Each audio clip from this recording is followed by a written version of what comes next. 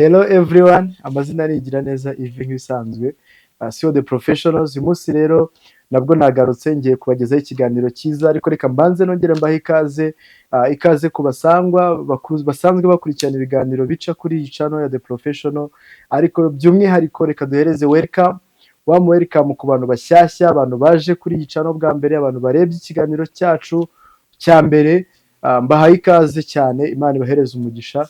Uyu munsi tugiye kuganira ku kiganiro cyitwa nahaye topic ivuga kuri focus cyangwa se gutumbira ku kintu kimwe, pana kujarajara.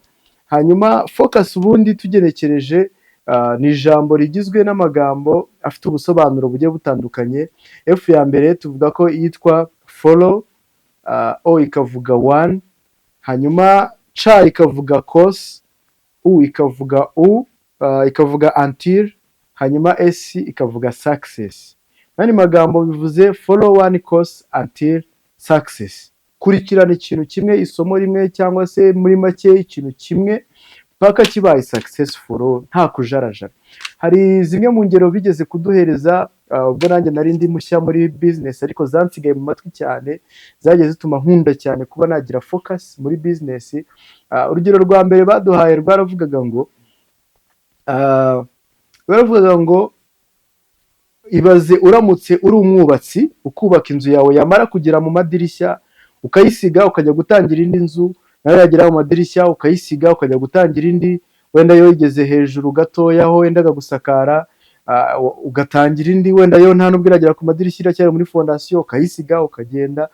Ushobora kugira inzu nk'icumi zose wagiye usiga ari ibice ku buryo n'ubundi n'iyo izuba rivuye ari ryinshi ntabwo ubona n'inzu n'imwe wigeze ukora nibura ngo uyigeze mu gusakara ngo uvuge ngo iyi nayikingamo izuba, ku buryo n'iyo imvura iguye nta nubwo ushobora kubona ahantu wakugama imvura, kandi ufite amazu agera ku icumi ariko yose ugenda uyasiga ari ibice kubera ko nta focus ugira, nta ntumbero ugira ngo uvuge ngo ngiye kubaka iyi nzu paka irangiye nzabone gutangira indi nzu.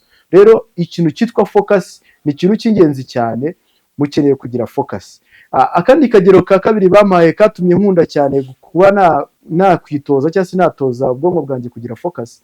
Baratubwiye tibaze nk'urugero, abantu benshi batafocus kubera ko bumva bashaka iterambere ryihuse, bashaka shortcut zabafasha kugera kuri success byihuta, wenda abona ahantu yarari bisa nkaho biri kugenda gakeya.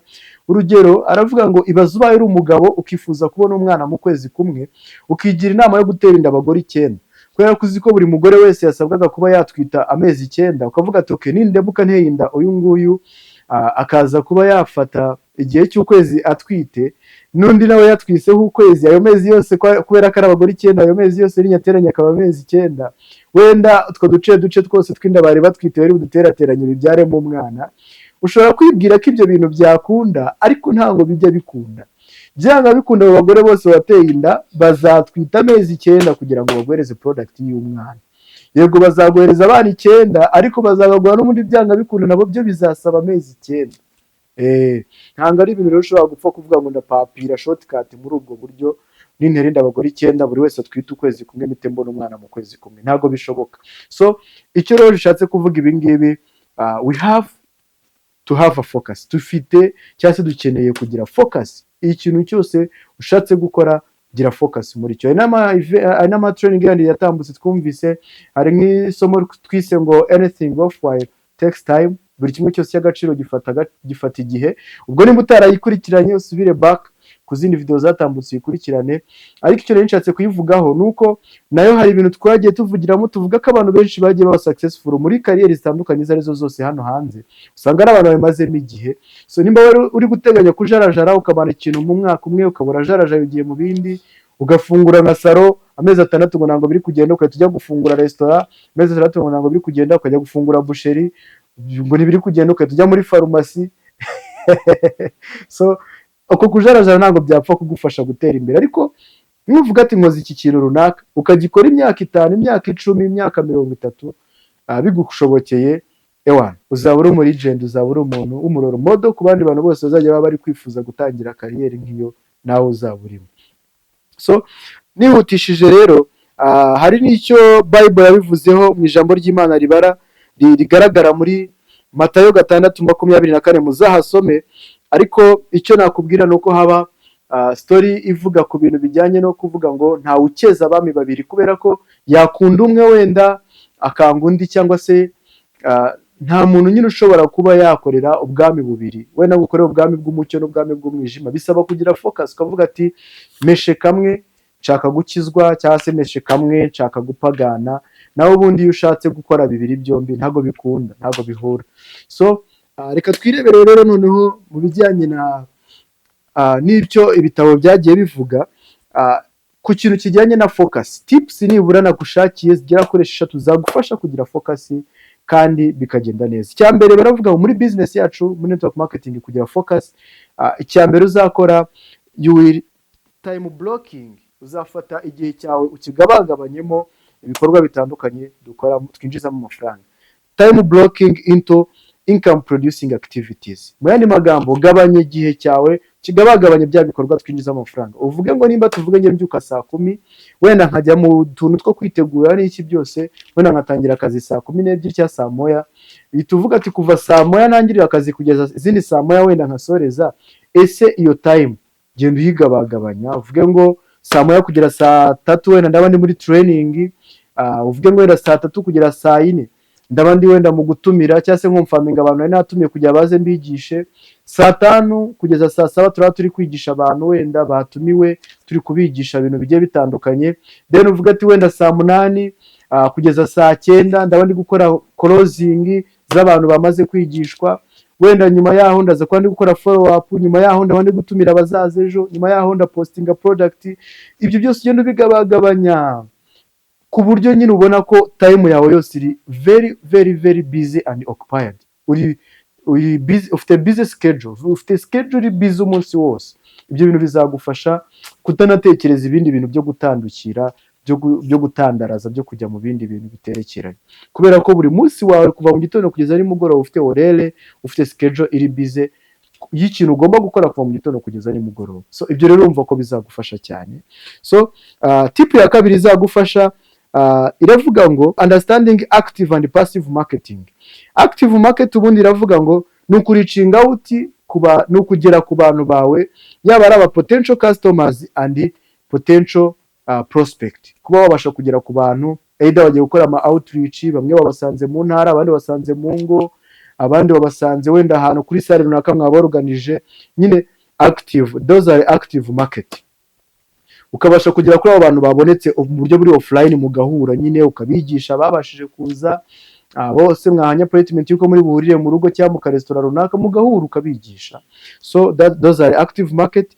Then passive market niba abantu uri gucreatinga, uri kunguka izindi nshuti nshyashya, uri kunguka abandi bantu bagomba kuzinjira muri business yawe, abandi bantu bagomba kuzakugurira product.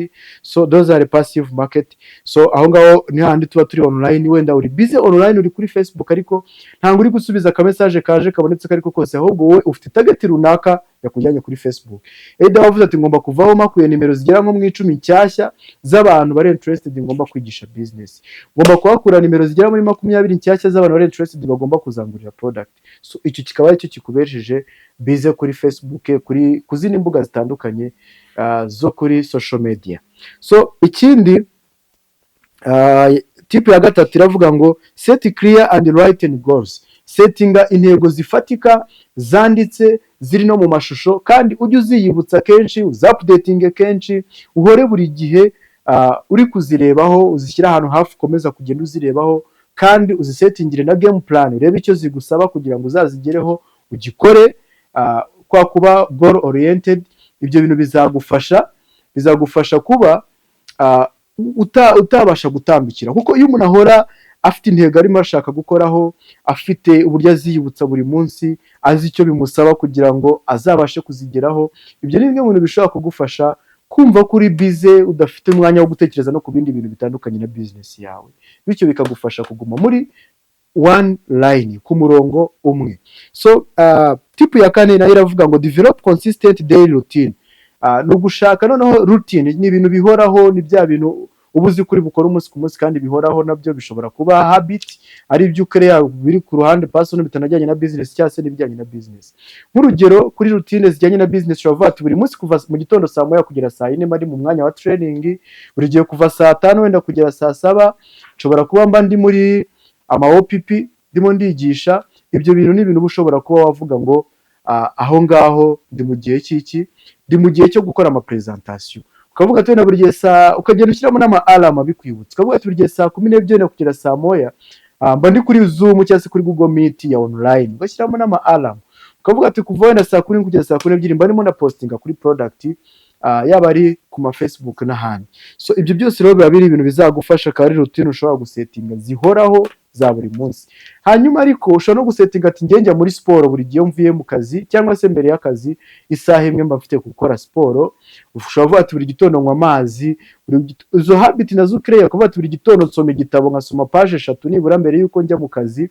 So igitabo cyangwa se kumva motivation video and audio zivuga ku bintu bijyanye na mindset, byigisha kuri training zijyanye na business. Ibyo ni ibintu bizagufasha kuba wagira focus, ugahora ubwonko bwawe buri focused ku kintu kimwe, utari wa muntu ujarajara buri kanya. So tip number 5 iravuga ngo choose right mentor, kugira abajyanama beza cyangwa se aba role model beza, atari wandi nabo baba batarafatika. Ejo ushobora kuba ufite nk'umujyanama, ejo ugasanga ahubwo kubera ko wanamuhaye titre yo kukugira inama, ejo akakugira inama yo kuvuga ngo tugire mu kandi company kaje gashyashya. Ariko ugomba kuba serious mu guselecting umuntu kubera mentor. Wa muntu ushobora kuba afite breaking record nziza muri network marketing, kandi akaba ari wa muntu buri gihe uzakugira inama ziri ku murongo, kandi inama umuntu wese akugiriye ukajya nawe unabyuza ugaselectingamo izo ushobora gukurikiza n'izo utakurikiza. Kuko hari n'igihe umuntu wita ko ari umujyanama nawe ashobora kukuyobya, nabyo tujye tubyibuka. Ariko bivuga ko none iyo umuntu afite abajyanama babi biroroshye cyane guta focus, ariko iyo ugize umujyanama mwiza biroroshye cyane yuko n'igihe abandi benshi barimo baragenda bata focus, wowe ushobora kuguma ku murongo umwe ntutakaze focus. Then tip ya nyuma rero iravuga ngo embrace continuous learning. Emera kuba wa muntu uhora wiga. Iyo uri umuntu uhora wiga no mu bihe biri challenging ukumva ukeneye kwiga icyo ibyo bihe biri challenging byagusigira, uko wabisohokamo, aho gutekereza ngo reka mite njya ahandi hantu bidakomeye, ahandi hantu byoroshye. Ahubwo nimba biri na challenging, ishimire guhura n'izo challenge ko nizo zituma ukura. Hari experience biri bigusigire, hari uburyo biri busige wakuze muri mindset, kubera ko hari ibintu ugiye gufesinga bibutume usigara ukomeye. Hari quote nkunda cyane ivuga ngo what doesn't kill you makes you strong. Nimba hari ikintu runaka kije kikaba gikomeye, ariko nimba kitakwica kizasiga kigukomeje. So rero ishimire ko nimba uhuye n'ibintu by'imbogamizi runaka, si ibyo kukwica, maybe nibyo kugukomeza. So byishimire, wakaba byishimire, biragusigira indi experience. So ndasoje rero izi tips zose ruzikurikiranya, ikintu ukazirikana ko nyine it's better ko muri network marketing you can't serve two masters. Ni ihame rihari, nanjye natangiye ndyumva n'uyu munsi niryo ngenderaho. You can't serve two masters. Nango wasavinga abantu babiri, company ebyiri zose network marketing byajya birangira imwe uri murayisebya kugira ngo kurure bamwe ubajyana mu yindi. So it's better ko ubu uvuga ati ndibonda savinga only one company. Ibyo ni bimwe mu byagufasha, kandi uzare abantu bose baba top abantu bose baba role model ufatiraho icyitegererezo network marketing. Ntanga abantu baba bayikoze ngo ukwezi kumwe ngo ubundi bahite bajya mu yindi company. Ntanga abantu bayikoze umwaka umwe ngo mu wundi mwaka we bari mu yindi company. Usanga ari abantu bayikoze imyaka myinshi ishoboka, barayikozeho focus kandi batajarajara muri company nyinshi. Nawe rero nakugira inama yo kutajarajara mu zindi company, even no mu zindi opportunities. Ukavuga ati business ngiye kuyikora full time, nakandi kazi runaka waba nimba ufite nakandi kazi, tangira usetting igihe runaka ushobora kuba wamaze kukavamo, ukaza full time muri business ukayikora yonyine, ukayikora in full time, overtime and extra time. Ubundi ukayikora over a long period of time, like imyaka 10, a decade, imyaka 20 uzaba umaze kuba uri umu legend muri iyi kariyeri, kandi uzaba ufite ibintu byinshi cyane, uzaba ufite achievement nyinshi wagezeho. Ariko uretse n'ibyo uzaba ufite impact nini wakoze, uzaba waratouchinze more lives of people, millions of people. Uzaba warabafashije guhindura ubuzima bwabo bava mu buzima busanzwe baba abantu bari extraordinaire. Thank you so much, ndabashimiye cyane. Nitugira focus tuzatera imbere, tugira focus tuzaba abantu bigirwaho n'abantu benshi, bigirwaho n'amahanga. So ndabashimiye cyane. Nimba ari ubwa mbere twari tubanye muri training, ndagusaba gukora subscribe. Nimba dusanzwe tubana, kora share, ukore like, uduhe n'igitekerezo cyawe muri comment. Ni ingenzi cyane, tuzakigenderaho dukora ibindi biganiro kugira ngo turusheho kubagezaho ibiganiro byiza bibanogeye. So ndabashimiye cyane rero, let us meet at the top. Thank you.